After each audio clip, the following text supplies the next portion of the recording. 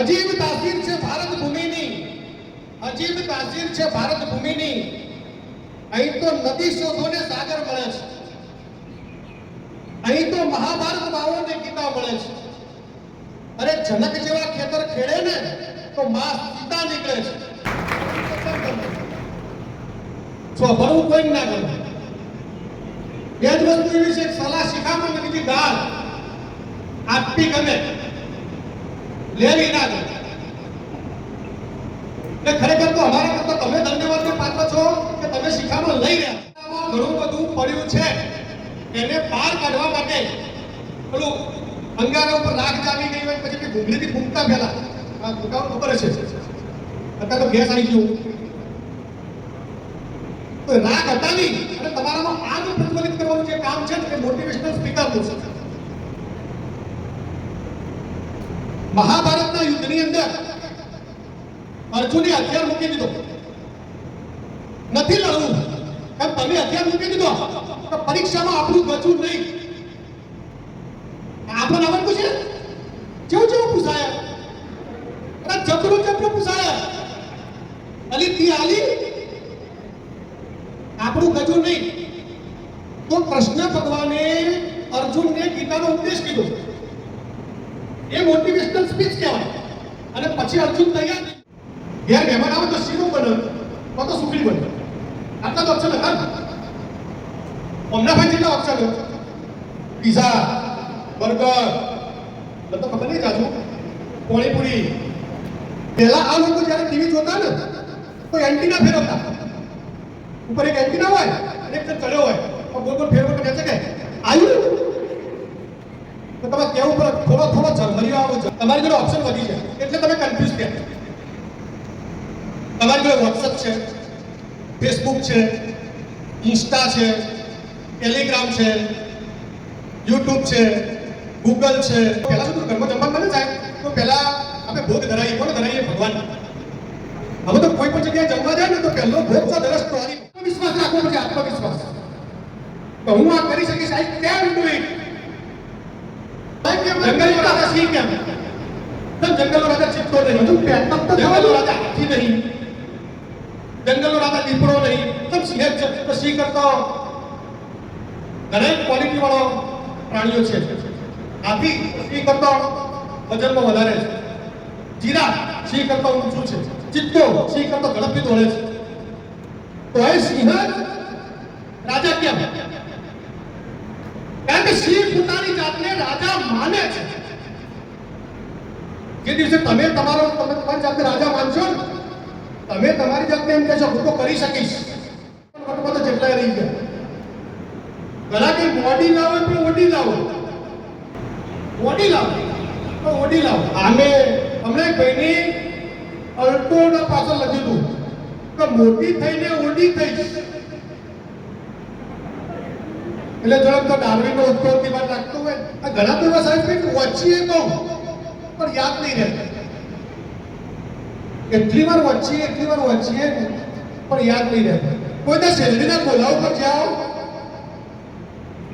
તો શેરડીના કોલા ઉપર જવાનું, પેલો સોઠો હોય ને સોઠો એને સમજવાનું આ ચોપડી છે, અને પેલું ફરે ને એને સમજવાનું હું છું. તમે ફોટો પર ગાલ્યો, રસ નીકળ્યો, પહેલી વાર બધો રસ નીકળ્યો, પહેલી વખત બધો રસ નીકળે, ફરીથી પેલો શું કરે? જેટલી વખત ઓટો ગાલો બોલો, જો સુધી એક ટેમ્પુ નો રહી જાય ને તો ફૂટું વેરાઈ જાય. તમને પુષ્પા યાદ રહે? અરે પુસ્તક યાદ નહીં રહે? પિક્ચર જોયું? કેટલા જોયું? 12 ફેલ. આખું નામ છે હાર નહીં માનુંગા, મનોજ કુમાર શર્મા. 12મા ધોરણનો fail student class 1 UPSC clear કરે છે. કે જ્યારે એ યુપીએસસી ની પરીક્ષા આપવા ગયો ને ત્યારે એને યુપીએસસી શું છે જ ખબર નથી. એની પ્રેમિકા એને પૂછ્યું, લાઈટ નથી, એની પ્રેમિકા એને પૂછ્યું इस अंधेरे में तुम कैसे पढ़ोगे? तो शो जवाब आप्યો, बाहर के अंधेरे से मुझे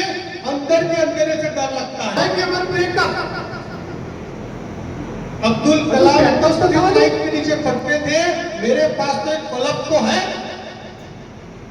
हार नहीं मानूंगा. એક 4 વર્ષનું છે, 5 વર્ષનું છે, એ રમતો હતો. એમાં એક કેરી કૂવામાં પડી ગયું. કૂવામાં પાણી નહોતું અને કૂવો બહુ ઊંડો નહોતો, પણ બહાર નીકળી શકે એવું નહોતું. તો બીજા છોકરાએ આજુબાજુથી દોરડું લાવ્યું અને દોરડું લાવીને ખેંચ્યું. ખરેખર એની તાકાત નથી, તો ખેંચ્યું ને એને કૂવાની બહાર કાઢ્યો. અને 2 છોકરા ગમમાં બીજું ભારે કૂવામાં પડતો અને કાઢ્યો. તો ગામમાં કોઈ મોના નહીં. અને ગામમાં એક સરસ મજાના મહંત રહેતા હતા. એ કઈ વાત સાચી હતી કે ના હોય બાપુ, કે એટલા માટે છોકરો ખેંચી શક્યો કે એનો કોઈ પેદા નતું કે યુ કેનોટ ડુ ધીસ, કે તું આ નહીં કરી શકીશ એવું કહેવા વાળું કોઈ નથી. તમે તમારી જાતને ઓળખશો તો તમે શું કરો? લોકોનો સર્ટિફિકેટ લો. બરાબર, 10મા ધોરણની છોકરીઓ પાસ થયેલા છોકરા તો પૂછી મને ઘણા પૂછે સાયન્સ કવર કરાય, આર્ટ્સ કરાય તો કોમર્સ કરાય. પણ કદી તમે તમારી જાતને પૂછ્યું કે હું તો ચાલુ?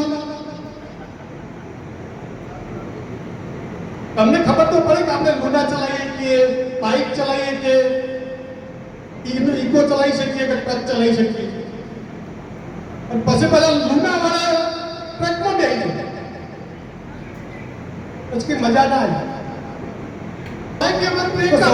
જો તમે સામાન્ય નવો ડ્રેસ લાવો હજુ પહેરતા તો થવાનું, તો જો સુધી એની બેનપણી કે ના ટોપ દેખાય તો ઓની મજા ના. जिससे कोई खास उम्मीद नहीं होती, अक्सर वही कमाल करते हैं.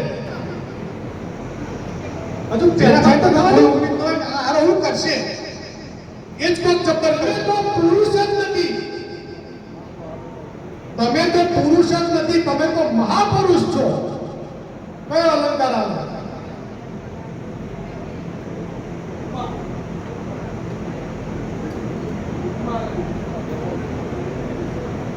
એ અલંકાર છે અભયુતિ.